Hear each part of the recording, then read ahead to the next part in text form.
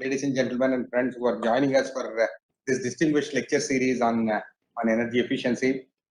Thank you, sir. We are very privileged to have Mr. Thiagarajan, Managing Director of Blue Star, as a speaker for today's afternoon session. Mr. Thiagarajan has been. Can I have the next slide, Divesh? Mr. Thiagarajan has been the Managing Director of Blue Star, has more than 4 decades of experience in the industry, and we are privileged to have him speaking to us today.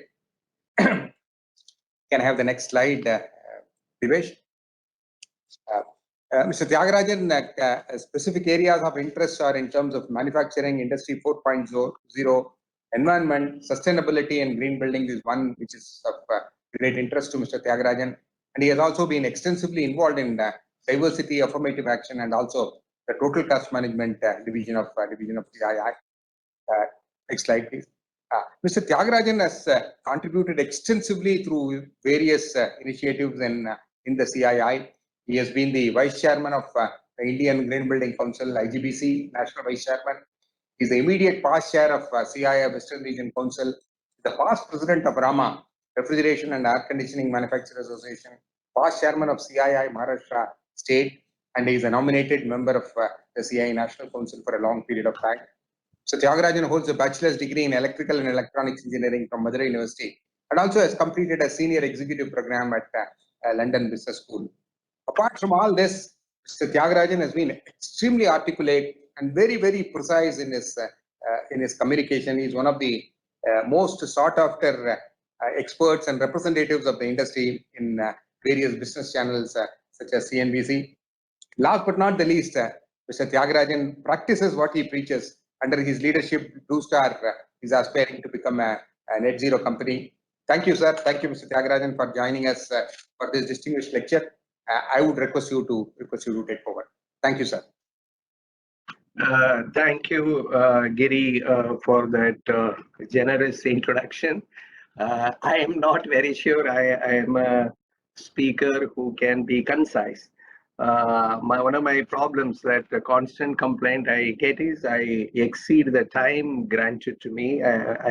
Western region knows that never I completed the Western Regional Council meetings or in CI any of the panels. I don't think in the past 20 years I would have completed any session on time. So today, Giri, you have to ensure that I complete on time.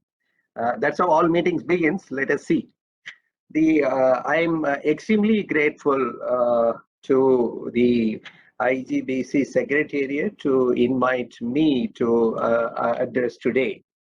I'm also grateful to the past chairs of Indian Green Building Council, Mr. Parasuraman, Mr. Suresh, and for their bestowing me with the opportunity to serve IGBC.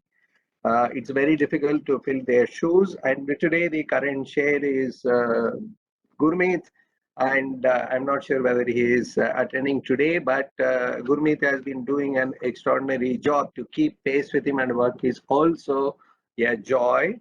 And I am privileged to be associated with the IGBC for more than now 2 decades. I am not, the disclaimer is that I am not an expert, technical expert in energy efficiency.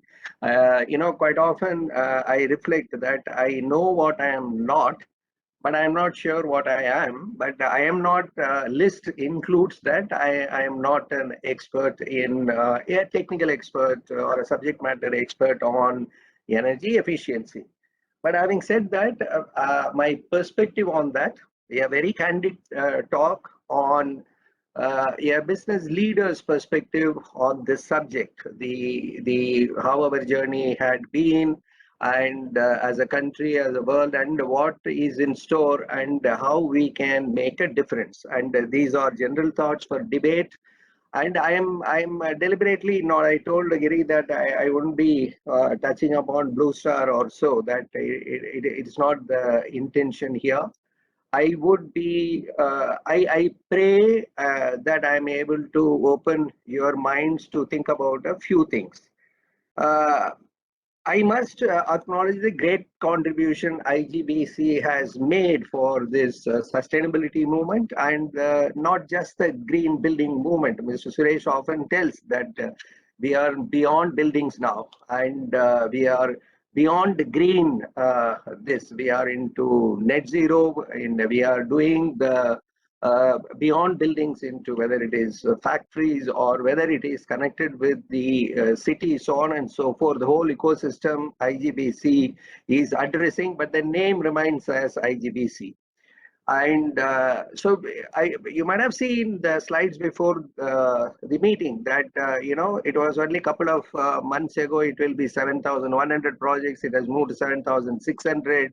Same way that 8 billion square feet will fast move to 9 billion. So we are ranked, and we are sure that we will be number two. We will be number one in the world. And exceptional work done by the stakeholders, the past chairs who are part of this session today, IGBC Secretariat, IGBC Executive Board members, and all the members of IGBC, under Dr. Jain's vision, when it started to today, that one wouldn't have imagined it can become such a huge movement, including the contribution being made by the student chapters. One of the big success stories in the industry in my lifetime, if I had to list some five, you tell what had happened, I will definitely include the birth of IGBC and to where it has come. The entire credit goes to Mr. Jamshed Godrej. And Giri mentioned I walk the talk. If there is one icon who is doing that, even at the cost of his business, it is Mr. Jamshed Godrej. That is, he means it, and he does it exceptionally well today. I haven't come across an individual who can be committed to that so very closely and intimately. And for many decades, he has been doing so. Now, we also must take pride in the fact that as a country, in energy efficiency part of it, we have done exceptionally well. The birth of Bureau of Energy Efficiency or the energy conservation laws and regulations, the way it came in and to where it is today. In quite a few equipment, we are global benchmark in terms of how we have progressed to bring in the standards there. But here I can quote an air conditioning industry example how it happened. In late 90s, many of you will be aware that 40% of the air conditioners were, to be precise, 45 in 1992, was assembled units. So the assemblers came into picture because of high excise duty regime, 110% excise duty. So if you are assembling, buying the components, you were escaping. So we were Voltas, Blue Star, Amtrex, Hitachi, Carrier, like that. A few companies where they're branded. We used to be having struggled that how you compete with the assemblers. Now, at that point of time, the classical example of how a regulation can take off, an alignment will come, was not just the energy efficiency. Yes, we all were committed to energy efficiency for a different reason that time. Reason was there was huge power cut. So there has to be a summer season which should be severe, and in summer season only power cut will come. So therefore, you wanted an air conditioner which will not consume so much of power. That was indeed important. But the industry went ahead and lobbied for energy labeling because we wanted to keep the assemblers away.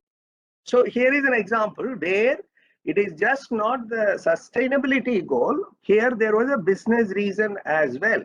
So here the air conditioning industry had represented that we want energy labeling. It was with a different agenda altogether. We wanted to keep the assemblers out of the picture. So it was an industry-led initiative.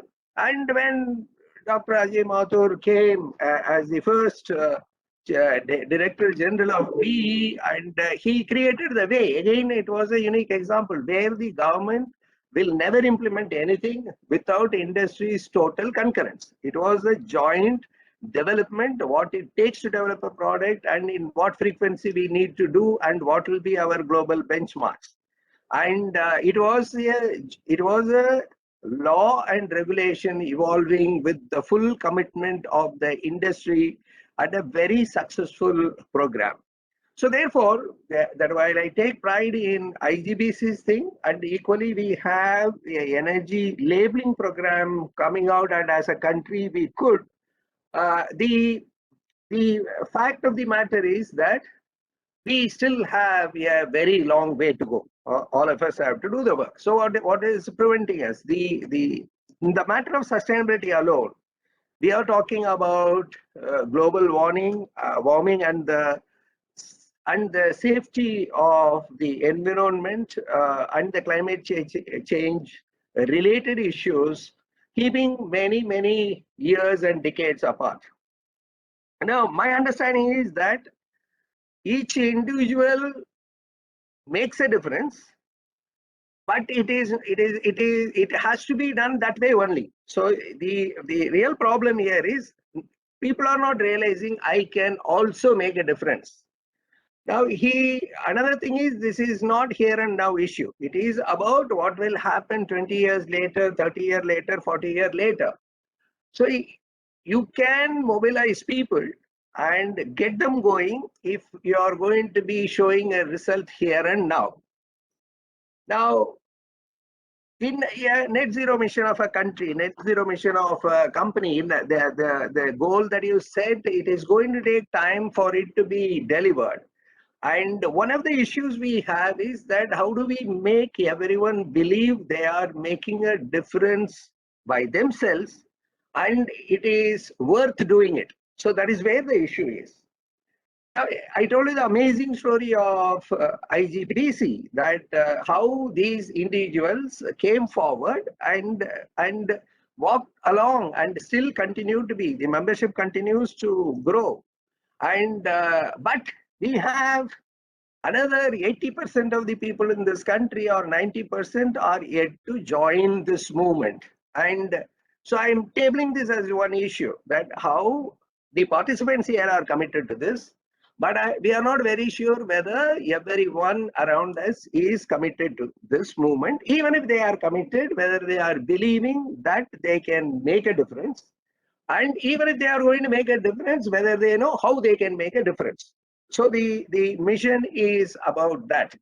And I think it is possible to get them along with us and carry forward the journey.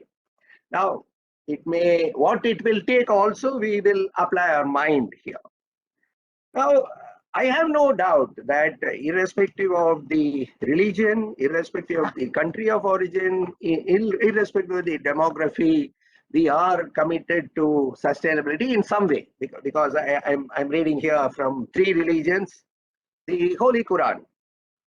500 out of 6,000 verses deal with nature. It talks about trees or mountains, seas, animals, birds, stars. And there is a verse where even if on the day of judgment should arrive, even if the day of judgment should arrive, and you are holding a sapling in your hand, plant it. So Quran talks about it, that you have to do this even on the day of judgment. So if you look at the Holy Bible, you have got, let the heavens rejoice, let the earth be glad, let the sea resound and all that is in it. Let the fields be jubilant and everything in them. Let all the trees of the forest sing for joy. Or look at another verse there. The earth dries up and withers. The earth is defiled by its people. They have disobeyed the laws. So this is in Isaiah, where it is talking about this. In Revelation, the nations were angry and your wrath has come, and for destroying those who destroyed earth. So it is part of Bible. And if it is Hinduism, that we know the Panch Bhutas, where space, air, fire, water, earth we talk about, and the Upanishads. From Brahman arises space, from space arises air, from air arises fire, from fire arises water, and from water arises earth. Now, the Dharma, whichever way you take it, including Mahabharata, stay in harmony with the nature is the teaching that we have with us. And our homes were built, the temples and churches and mosques, or the prayers and ritual, it is all about harmony with nature. And we have debated this in many green building congress events. And this year again in October, we will have some interesting discussions on the subject. And we had the COVID, and it is, even though there are no direct evidence, but we know very well climate change alters how we relate with other species. And obviously, it has got something to do with the climate change as well. But there are papers will come out many, many years later, but we know this is what is happening. Now, you have in pockets excellence being demonstrated. There is absolutely no doubt about it. There are green villages as much as there are many green buildings, green factories, and the commitment that we have demonstrated. And most importantly, India, in terms of technology, let's talk about energy efficiency. I do not think that we are behind at all. If there is an energy efficient product to be developed, and we have the competence that has been demonstrated in various industries. Take, for example, LED lighting, or take, for example, the EV related the work that is happening in India, or it is the air conditioning, refrigeration. We have demonstrated that. And the IGBC's own example of many existing buildings getting converted into green buildings, again, you are seeing extraordinary amount of competence being demonstrated by the engineers and other stakeholders. You do have the need for regulation. So one question that we need to ask is that if there is no energy labeling regulation, will people do it on their own? So what is the role of regulation? And I think it is, I advocate the view that regulations are important for the simple reason, it's a competitive business environment. Voluntary can work for some time, but in order to get this huge country with such a wide range of people and industries live in, I think we should ask for regulations. While we may say the bureaucracy regulations why we need it, I think it is needed. So I vote for that. Whether it is connected with the regulations pertaining to energy labeling, or whether it is pertaining to e-waste, or whether it is pertaining to green buildings or the ECBC, so on and so forth. As much as we may hate the bureaucratic processes, I think this country needs it and the world needs it. Because otherwise there can be disparity, different people following different things, and we won't progress further. So I am a strong advocate that we have the regulations in place. And including, I often wonder if Montreal Protocol wouldn't have been there, things wouldn't have happened at that same speed. Once the regulation is there, we even completed ahead with the deadline. I think same thing will happen for Kigali. I think Paris also will be met with. Now, whether there is harmony between the industry, regulators, and the judiciary, for example, and the civil society, where they are, right now there is a huge controversy here with regard to the Array Mill Colony Metro Depot related issues. So these are common. I think we should not be worried about it. It's a huge country. All these things will happen. As far as we are progressing, it is fine. And yes, if there is a regulation, there will be bureaucracy, and healthy debate should take place, and there may be litigations. It is fine. and for the development of the nations, the amount of good work that is being done versus the pain points that are there is negligible still. Yeah, compared with any other country, I don't think we are wasting too much time in that. That is fine with us. Now, the whether the regulations alone will do, whether something else also will have to happen. I told you the air conditioner example. The industry had an agenda. They wanted energy labeling because there was power cut and there is air conditioner sales have happened. So that was one interest, but much larger interest is I have to wipe out that 40% of the assemblers. The moment energy labeling comes, it will happen. That was the story at that point of time. And so there is something else also needed in order that a movement takes place. You have in place a few things that look the integrated reporting of the listed companies and the sustainability reporting. BRSR is something that is coming up from next year. So therefore the and the whole ESG framework and the assessment related with that, I think it is good that you will be happy to report and you will be able to stand with your heads high that this is an organization or an enterprise that is progressing well. Whether there are enough rewards that are available, I am not very sure about it. And as a country, we are not good at that. Some industries do.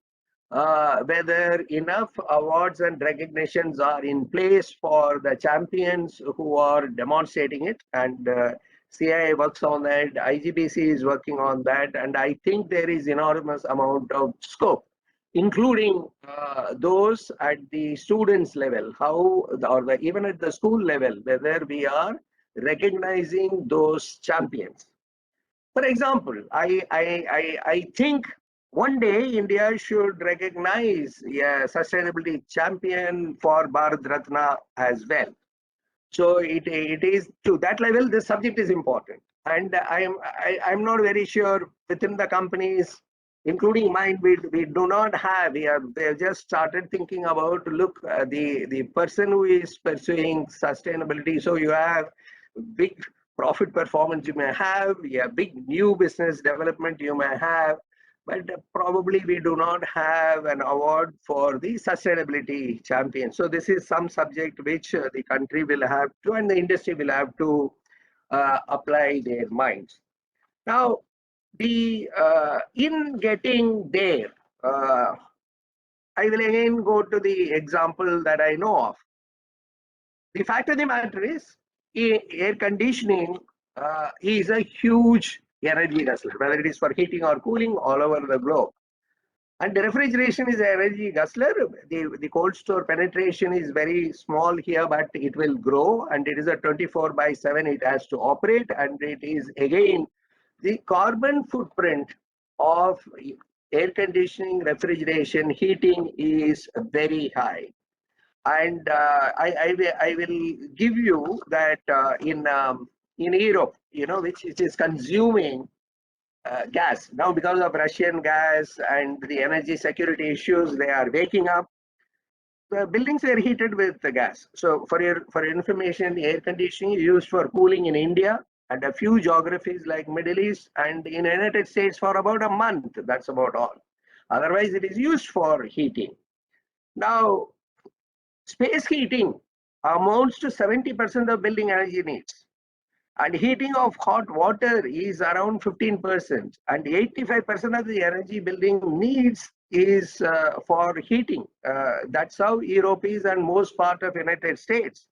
So the fossil fuels are used to today, that whether it is gas from Russia or United States coal, this is how the systems operate. Now, the people found automobile as the big thing, and in order that we become energy efficient, sustainable, electric vehicles are in place. Fine. So with the advent of electric vehicles, auto industry has found a solution. Adaptation may take time and it may cost money, but they are progressing in the right direction. There is absolutely no doubt about it. Now, unfortunately, we do not have that alternate solution for air conditioning, refrigeration, heating. It is a breakthrough technology using some other material than refrigerant or compression expansion cycle that we use today is not available. It is yet to be invented.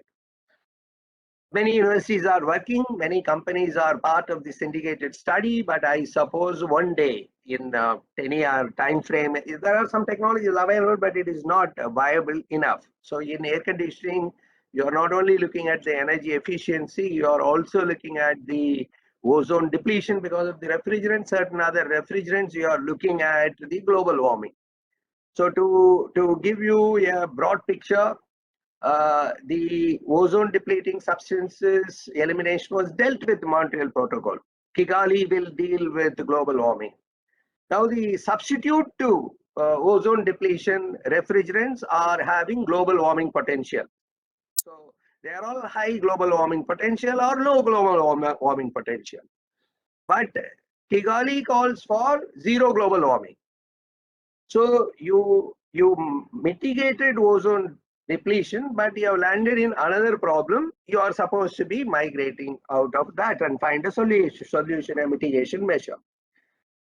Equally, that more the refrigerant is energy friendly, high the energy it will consume.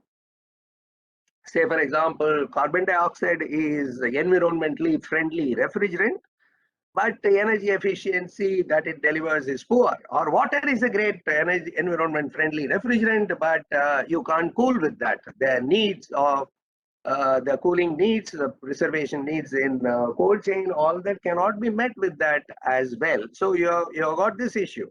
What is ozone friendly is going to be global warming, and you are getting the blends there. Today it is ozone friendly, it is zero global warming is possible. And when zero global warming and this is achieved, unfortunately, it is not energy efficient. So a combination of this is the one that is supposed to be developed. Apart from the fact that like EV equivalent, what will happen in the industry, one doesn't know. But air conditioning, heating, ventilation is in the limelight. Whether you take the UN, whether you take the bilateral agencies, everyone is worried about this heating, cooling, refrigeration is a big burden on earth. Of course, there is construction, cement and all that, but a very, very big burden on earth is connected with this. So therefore, energy efficiency is the focus. So how do I get more and more energy efficient every year?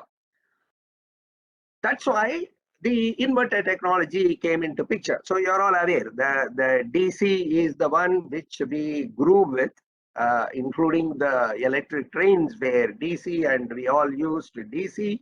But when the GDP grew, population grew and the country grew, you need to transmit electricity. So transmission losses were the issue. So DC was converted into AC. In the process, AC you cannot directly use. AC motors and others came into picture, but then AC is not a way through which you can control the speed or control the energy. So we are now, the inverter is nothing but you are converting AC into DC. They have come 360-degree complete in order to be doing this. And then you are into using the power of microprocessors, how I can go ahead and do this inverter technology, which is a good development in the past 1 decade. And so in India, that when I started my career many years ago, it was only window air conditioner. Even in 90s, 40% of the air conditioners sold were window, and it has reduced to 10. Now, fixed speed was at 90% till around 5 years ago. So it is slowly now becoming that every AC used is inverter. Now, the potential of inverter both in residential and commercial applications is huge. So there is one inverter technology which originated obviously from Japan. So it is Japan, Korea, then it is China, and fortunately India is there. So India is now a powerhouse as far as inverter technology is concerned. Now, equally in terms of motors, that you are moving back to brushless DC motor or the BLDC, this is another important component that is driving the energy efficiency measures. So therefore, the point that I am trying to make is simple. The innovation and R&D is an important element of energy efficiency. So you need to be focusing on R&D and innovation. Now, without which you are not going to accomplish. Whether it is a breakthrough innovation to move away from compression expansion cycle, that is 10 years apart. But every model that you introduce, how you will be environmentally compliant, at the same time highly energy efficient, as I explained to you, plus you are going to be also ensuring that it is affordable. The fact of the matter is it is going to cost money in order to be ensuring you are producing an energy efficient product. We have been into the energy labeling program. I think it is around 15, 16 years we have completed since it was introduced in India. But the industry as a whole, it is just 25% of the AC sold are 5-star air conditioners. Predominantly 3-star air conditioners are only bought. Now, what is the reason? It is not that a consumer hates 5-star air conditioner. The consumer is not able to afford that. He will be happy to buy a 5-star if it is available at an affordable price. The only way government is doing is it is eliminating that what is today's 2-star, it will be eliminated a few years later, and it will be going out of it. Then you will by that process keep improving the energy efficiency.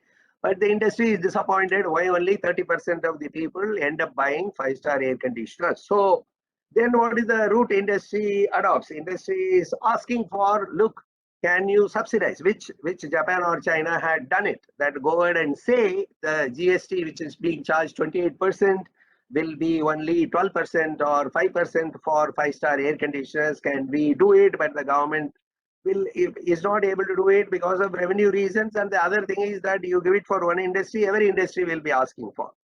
And so the issue is that, look, it makes sense. And you look at the life cycle cost, it will pay back. They should pay a higher price. But we are not, as an industry, we have failed. The initial cost of acquisition is very high. People cannot afford. And they end up saying, I'm using it for 3-4 hours in summer season. And it is not, they are not able to afford it. They feel I would like to acquire today rather than my savings coming over the years. So while that dialogue with the government will go on, the point that I want to make is R&D and innovation is important. India has made a good beginning. India have competent people, whether it is inverter, microprocessor, BLDC motor, and talent-wise, there is no issue. We have an issue in terms of scale that I will come to. The question is, I don't think government can incentivize in this country. They have got many other social obligations. So therefore, it is industry's role to figure out how I will make the product affordable. I took a air conditioner example. It may be applicable for any other technology which is going to deploy inverter or BLDC motor. Now, the problem is with R&D. So I'll give you some figures. India's R&D spend as a percentage of GDP is 0.66. It has been declining over the past 3 years. And you have Japan, 3.3% of GDP is R&D expenses. South Korea is 4.8%. Germany is 3.1%. China, such a huge economy, 2.2%. United States, 2.8%. Israel, you can imagine, 5%. Taiwan is 3.3% of their GDP. India is at 0.66% of GDP. So if you plot in a graph GDP growth of a country, R&D investment as a percentage of GDP, you will see a correlation. China when it grew, Japan when it grew, Germany when it grew, Israel when it grew, Taiwan when it grew. It is very clear that countries who grew in terms of real GDP invested more in R&D. India's R&D problem is not even with government. Government also is spending less, but the worst performers are private sector industry. We have also not, as a percentage of revenue, investment by Indian companies are poor. So it reveals in many data. Say, for example, 2017 data is available. India had only 253 full-time researchers, whereas Japan had 5331. South Korea had 7980. This is number of full-time researcher per million of population. You can imagine India per million of population 253, Japan 5331, South Korea 7980, China has 1300, Taiwan has 6380, Israel has got 8342, United States 4400, Germany 5200. Even Brazil has 888 against our 253. What it reveals, we perhaps do not attract R&D talent. We will end up paying poor salary to them. And you know that in this country, the professors and lecturers in a college will get paid poor. And same should be the case. It is not an attractive vocation, and we don't incentivize them. We don't probably.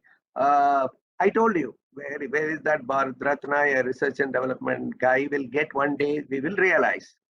Now, I'll only deal with one more data. Then I should close this because my commitment to close on time. That India was, if you look at the patent applications filed in India, while the non-resident patent application filed in India was approximately 34,000, resident patent applications filed were little over 16,000. Okay, as far as India, in India patent office. The corresponding figures for Japan, 60,000 were non-residents, 2,54,000 is a resident. In South Korea, non-resident were 47,000 and resident applications were 1,63,000. China received 1,48,000 non-resident patent applications versus domestic applications is 13,94,000. So one may dismiss China, they are copying, they are doing some fraud and all that stuff you can. But look at no other country, the resident applications were lower than non-resident applications. You can look at various data points that are all available. The past president of CI is Naushad Forbes. He has done extensive work. So he will be very passionate to talk about that. So I am driving home this particular point that you need, we have done well. I have no complaints. So the IGBC or the Bureau of Energy Efficiency, the energy conservation laws, the way it has been implemented, and you won't come across any fraud in this country in terms of somebody fudged the star labeling and all that stuff. Everything has been done exceptionally well. India rose to the occasion, adapting technologies like inverter, BLDC motor, despite the scale disadvantage we have got or the infrastructure bottlenecks that we have got. But in order that you migrate a whole lot of population, you need to make it affordable. For making it affordable, you need actually the R&D and innovation, which for other reasons also is needed. I don't think India's GDP growth will happen or a company's growth will happen without R&D investments. So it has to be. And then I have to close now. I conclude by saying that I said that how I can make a difference as an individual. Anyway, so many people are there, so many industries are there, all are consuming, and 70% of the buyers are 3-star products. What can I do? A few things that we can do. My request is that look, how you conserve energy personally at home or at workplace, that little difference is something that you should do and you should make it known. And whatever little thing that you do, and you can become a IGBC member. I think you should encourage your employees, friends, colleagues to become an accredited professional. Yeah, if not IGBC, at least become an accredited professional on sustainability or energy conservation somewhere. And if you are living in a building, please pursue it to be a green energy efficiency building. If you are having an existing building, migrate that. And most importantly, support. It doesn't cost any money. How many student chapters we can have, how we can take it to more and more towns and schools. Our experience shows in smaller towns, the adaptability is easier. And these are my broad views, and I close this here, and I'll be happy to answer any questions you may have.